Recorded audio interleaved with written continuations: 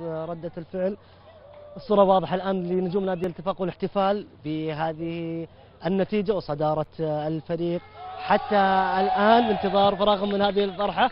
كابتن عبد الكريم الجيعان حارس نادي الاتفاق، الفرحة كبيرة بالنسبة لكم كلاعبين، وعلى المستوى الشخصي قدمت مباراة كبيرة كابتن، مبروك الفوز. الله يبارك فيك. أول شيء نحمد الله، هذا بفضله وشيء مكتوب الحمد لله، بس بذلنا الأسباب والله تعبنا يعني في الإعداد والحمد لله الله رزقنا التأهل. ايش اللي يميزكم اليوم كابتن او بشكل عام في هذه المنافسة؟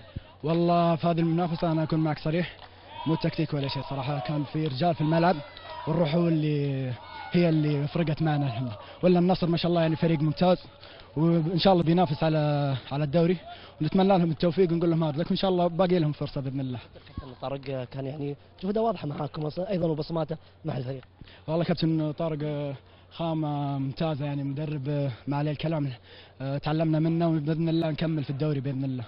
يا كابتن شكرا الكابتن عبد الكريم الجيعان احد نجوم هذا اللقاء، حارس نادي الاتفاق، دخول اللاعبين الاتفاق ويعني فرحتهم.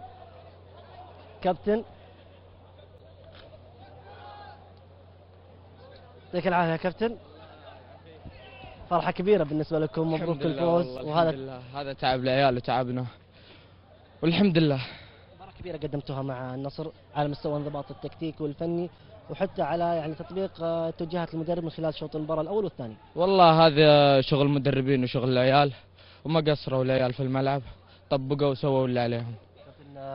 القادم يعتبر ايضا اصعب، اتفاق يعني ينافس في صداره، وحتى مباراه الاهلي بتكون صعبه بالنسبه لكم. وش اللي راح تقدمونه لجمهور الاتفاق من خلال هذه البطوله وايضا الدوري؟ ان شاء الله نبيض وجههم ونقول لهم عودين بقوه ان شاء الله الجميع يا رب. يلا سلام. يعطيك العافيه يا كابتن، شكرا.